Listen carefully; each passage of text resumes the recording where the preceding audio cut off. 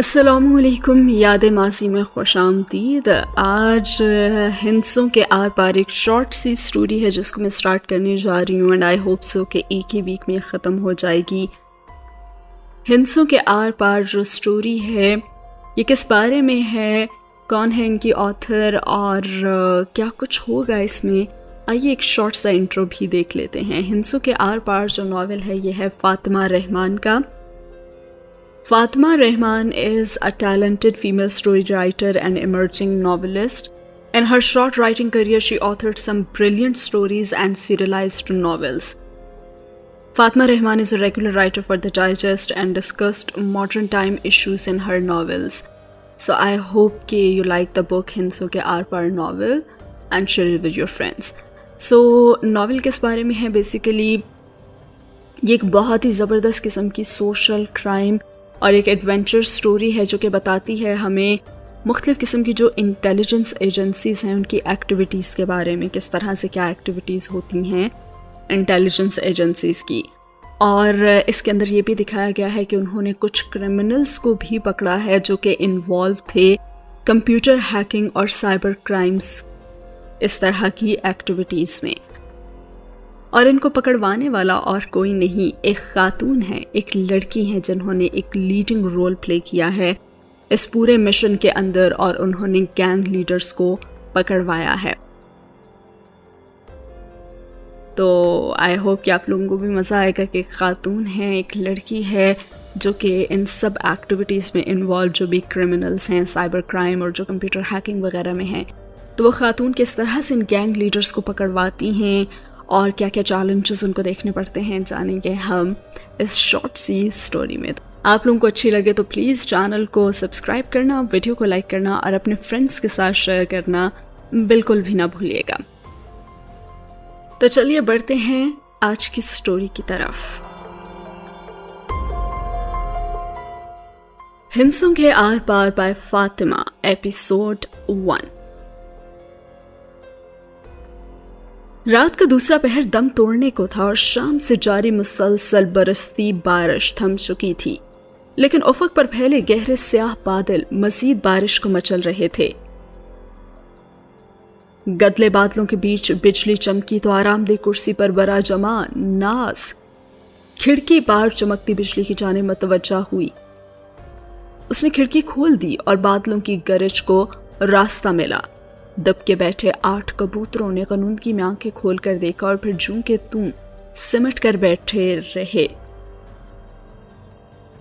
نشست سنبھال کر ناز نے ٹھنڈی ہوا کا دل فریب جھونکا خود میں سمیٹا اور ایک گہری سانس لی اور کی بورڈ کے بٹنوں کی کھٹ پھٹ در و دیوار میں گونجنے لگی۔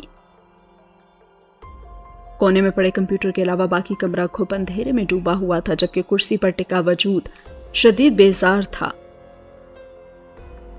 تیزی سے بٹن دباتی مخروطی انگلیاں لمحے بھر کو رکیں، نزدیک دھرے پیالے سے 2-3 چپس منہ میں رکھے، کرچ کرچ کی آواز کے ساتھ بٹنوں میں پھر سے حرکت ہونے لگی۔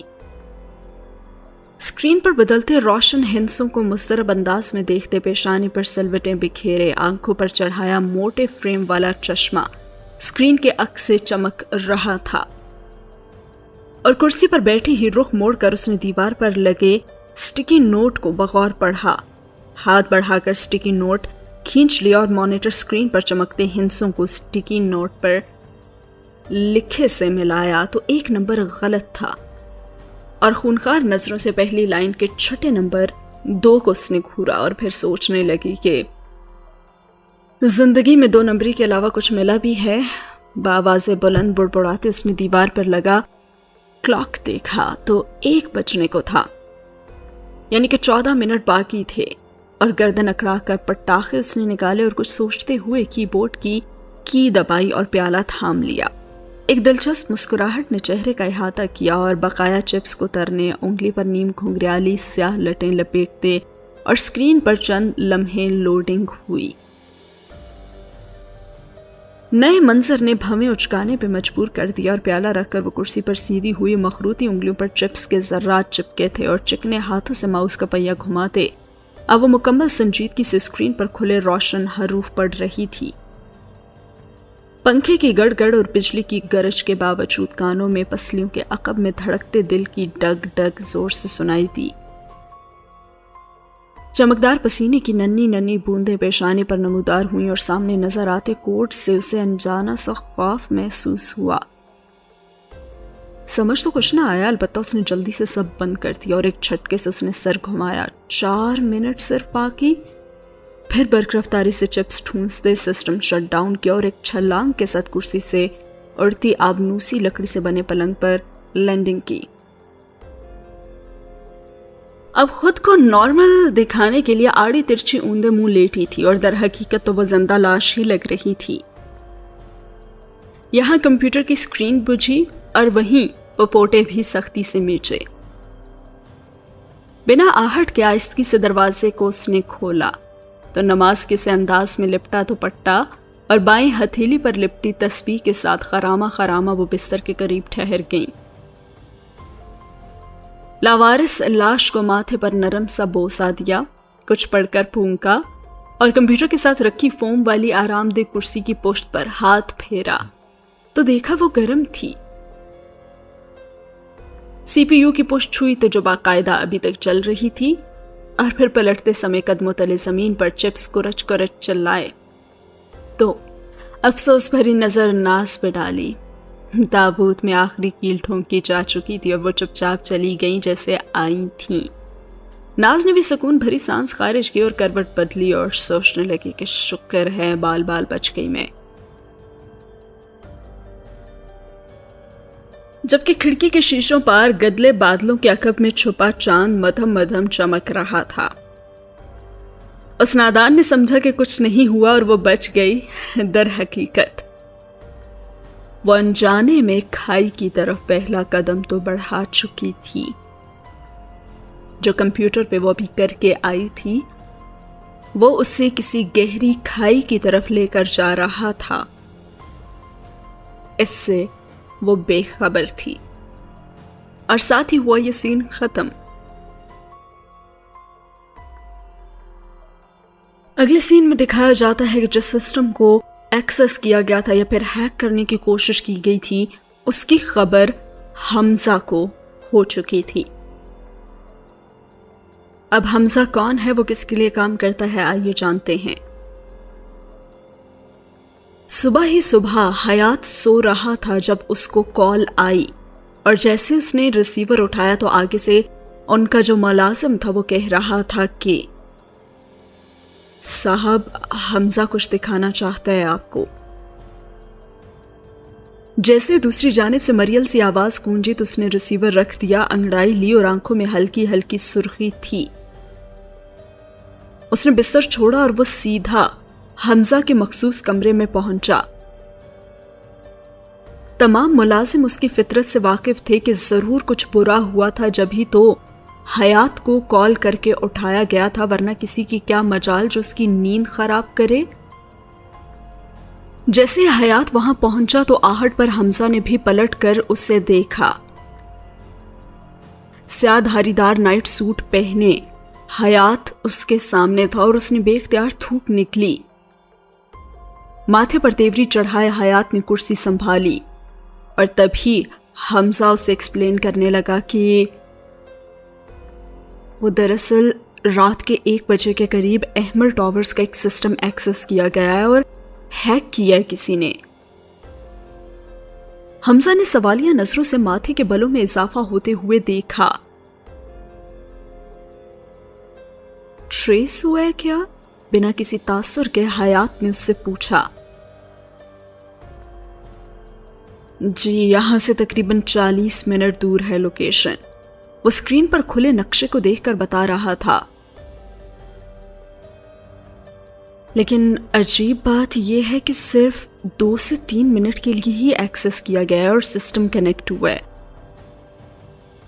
लेकिन हमारा जो रिकॉर्ड है उसमें कोई चेंजेस नहीं आई, वो वैसे का वैसा ही है। ये कहीं पटेल का कोई आदमी तो नहीं है? हयात ने फौरन से अपने दुश्मन का नाम लिया और हमजा ने हाँ में सर हिलाते हुए कहा कि हो सकता है शायद। لیکن حمزہ کسی کی کیا مجال جو یوں میرے آفس میں پڑے ایک عام سے سی پی یو کو ایکسس کرے کوئی، یا جیسا کہ تم نے کہا کہ ہیک کر لے. ایسا کیوں ہوا ہے حمزہ؟ حیات نے دانت پیسے تھے اور حمزہ کی تو جیسے زبان ہی بند ہو گئی. وہ مجھے اندازہ نہیں تھا. اور حیات نے اس کی طرف دیکھتے ہوئے اس سے پوچھا کہ کیا نہیں ہونا چاہیے تھا تمہیں؟ میں مانتا ہوں کہ یہ میری غلطی ہے، مگر صرف یہ سوچ کر ہم نے اس سی پی یو کو باقیوں سے الگ رکھا تھا کہ باقی ورکرز بھی اسے اتنا ہی بے ضرر سمجھے جتنا کہ ہم دکھانا چاہتے ہیں کہ یہ تو کسی کام کا نہیں ہے. حمزہ نے ہم کہہ کر حیات کو جتایا تھا کہ یہ سبھی کا پلان تھا، صرف اسی کا نہیں، اور وہ چپ چاپ اسے سنتا رہا. آپ خود ہی بتائیں، اگر ہم اس پر پہرے رکھتے تو باقی ورکر سوال تو اٹھاتے نا کہ اس میں کس چیز کے ریکارڈ ہیں. اور ویسے بھی اگر ایسا ہوتا تو پٹیل کے آدمی تو خاص اس پر نظر رکھتے. لیکن جس نے بھی اسے کھولا ہے صرف 2-3 منٹ کے لیے ہی کھولا ہے، اور صاف نظر آ رہا ہے کہ شاید غلطی سے ہی کسی سے ایکسس ہوا ہے، ورنہ اگر کوئی جان بوجھ کر کرتا تو اس میں کوئی نہ کوئی ریکارڈ میں چینجز تو ہوتی. اب حمزہ خاموش تائید طلب نظروں سے حیات کو دیکھے گیا. خیر جو بھی ہے، تم اس پہ نظر رکھنا، یہ دوبارہ ایکسس ہوگا اور کسی کو پیچھے لگا دو، اس کے پکڑ لینا یا پھر جڑ سے اکھاڑ کر ہی مجھے بتانا. حیات تو جیسے ساری بحث ہی سمیٹ گیا تھا، اور حمزہ نے سر ہلاتے ہوئے اس کی پشت کو دیکھا اور کہا جی بہتر. اور اس کے بعد وہ دوبارہ سے اسکرین کی جانب متوجہ ہو گیا اور سین ہوتا ہے یہاں پہ ختم.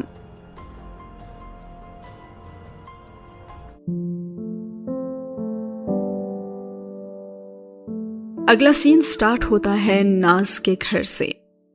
صاف نکھرے آسمان پر ہلکی ہلکی سنہری دھوپ چمک رہی تھی اور گدلے بادل چھٹ چکے تھے. سورج کی مدھم کرنیں کھڑکی سے چھن کر آبنوسی لکڑی سے بنے پلنگ پر پڑے وجود پر چمکی تو کسمسایا. کروٹ لیے سر تلے دبا تکیا نکال کر منہ پہ رکھ لیا اور کھڑکی کی گرل پر 8 کبوتروں کے ہمراہ ایک بھوری چڑیا سورج کی مدھم کرنوں میں چمکتی آ بیٹھی تھی اور بے ڈھنگے انداز میں لیٹی ناز کو ٹکر ٹکر دیکھنے لگی. اور جب ہی دروازہ کھلا اور وہاں سے قدرے فربہی مائل عورت ہاتھ میں پراٹھا پلٹنے والا چمٹا لیے داخل ہوئی. پلنگ کی پائنتھی پر کھڑے ہو کر غصے سے ناز کہا، اور نام کی پکار اور لہجے کی پہچان پر تو وہ 1 سیکنڈ میں سیدھی ہو کر بیٹھ گئی. جی امی جان، کیا کچھ ہوا ہے یہاں؟ اٹک اٹک کر پوچھے گئے سوال پر امی جان نے ایک قہر بھری نظر سے نوازا. چڑیا اور ناز نے انہیں پھر باہر جاتے ہوئے بھی دیکھا اور سکون بھری سانس بھی خارج کی. وہ گرل پر بیٹھی کرنوں میں چمکتی بھوری چڑیا کی جانب متوجہ ہوئی. تم نے بھی دیکھا؟ یہ عزت ہے میری اس گھر میں. ہاں، گود میں رکھے تکیے پر چہرہ گرائے لہجے میں زمانے بھر کا دکھ سموئے وہ دہائی دے رہی تھی. مجال ہے کبھی جو پیار سے مجھے جگایا گیا. او ہائے رے میری تو پھوٹی قسمت. اور چڑیا فکرہ مکمل ہوتے ہی اڑان بھر گئی اور ناز نے ناپسندیدہ نظروں سے پہلے چڑیا اور پھر خود کو دیکھا اور بستر پر تکیا پٹک کر وہ باتھ روم میں گھسی جہاں 9 انچ کی لمبائی سے نکلتی چھپکلی وہاں پہ تھی جس نے اسے صبح بخیر کہا. اور ناشتے کی میز پر بھی دیسی گھی میں تلے لچھے دار پراٹھوں اور اچار سے انصاف کرتے ابا اور طلحہ نے ناز کی فلک شگاف چیخ سنی. کندھے اچکا ایک دوسرے کو دیکھا اور پہلے کی طرح کھانے میں مصروف ہو گئے. جب ہی الٹے پاؤں دوڑتی ناز نمودار ہوئی اور باپ بھائی کو رغبت سے کھاتا دیکھ کر اندر ہی اندر کڑ کر رہ گئی اور منہ کو قفل لگائے دوسرے باتھ روم کا اس نے رخ کیا. امی جو ٹرے میں چائے کی پیالیاں لائی تھی فکر مندی سے استفسار کیا اور پوچھنے لگی کہ کیا یہ ناز چلائی تھی؟ लेकिन दोनों ने ला इल्मी ज़ाहिर की। पराठा निस्फ रह चुका था जब लंबे लंबे डग भरते नाज दिखाई दी। अलमारी से कपड़े लिए और उसी बाथरूम में जा घुसी और अपने बाथरूम आज के लिए उसने बंद कर दिया था, क्योंकि वहां पे छिपकली थी और लड़कियां तो छिपकली से डरती हैं बहुत। अब्बा और तलहा ने फिर प्यालियां थाम ली। कलेजी रंग की कुर्ती जीन में सर पर हल्का सा दुपट्टा लिए वो जली भुनी कुर्सी घसीट कर बैठ गई। मुंह पर छाई सुर्खी ने किसी को कुछ भी पूछने से बाज रखा सिवाय अम्मी के। भला अम्मी के सामने भी किसी की चलती है? कहने लगी कि हाँ तो तुमने फजर पढ़ी थी।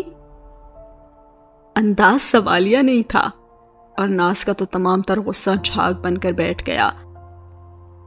देसी घी में निचड़े लसीस खस्ता पराठे का पहला नवाला हाथ में लिए नफी में उसने सर हिलाया और कहने लगी, आंख नहीं खुली अम्मी।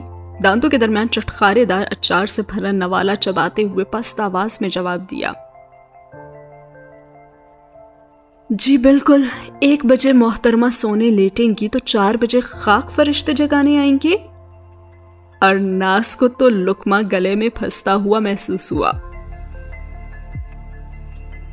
जल्दी से गर्म चाय लबों से उसने लगाई और जबान जली तो आंखों में नमी आई और अब्बा बेचारे को भी तरस आ ही गया। और उन्होंने कहा कि नेक बख्त आराम से नाश्ता तो करने दो मेरी बेटी को, आइंदा अजान से भी पहले उठेगी।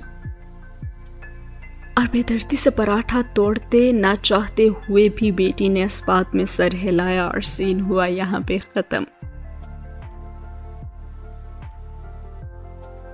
नाश्ता खत्म हुआ और जैसे ही वो लोग अपने घर से बाहर निकले, नाज और उसका भाई, तो वो बच्चा जो बड़ी ही खामोशी से मुअद्दबाना अंदाज में नाश्ते की मेज पर बैठा था, फौरन से बहन को ब्लैकमेल करने लगा और कहने लगा, नाजो अगर तुम अपनी चॉकलेट्स में से मुझे हिस्सा दे दोगी ना तो मैं अम्मी जान को नहीं बताऊंगा कि आधी रात को तुम कंप्यूटर पर लगी होती हो। घर की दहलीज पार होते ही उस तलहा के बच्चे ने अपना असली रंग दिखाना शुरू कर दिया था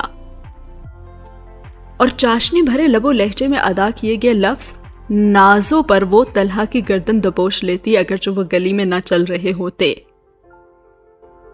क्योंकि सिर्फ एक शख्स के पास नाज को नाजो बुलाने की इजाजत थी और बाकी सबको तो वो कच्चा चबा जाती थी। आइंदा मुझे नाजो बोला ना तो रास्ते में गुजरते किसी फकीर को पकड़वा दूंगी तुम्हें। हाथ पांव काट कर ना भीख मंगवाएंगे तुमसे। स्पॉट लहजे में दी गई धमकी पर तलहा लरस कर रह गया और नाज से तो हर उल्टी हरकत की तवक्को की जा सकती थी।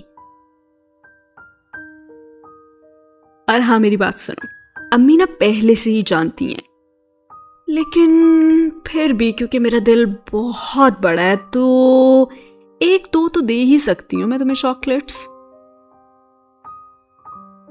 और तलहा ने भी उसकी बात के जवाब में कहा कि दिल बड़ा होना बीमारी नहीं होती क्या?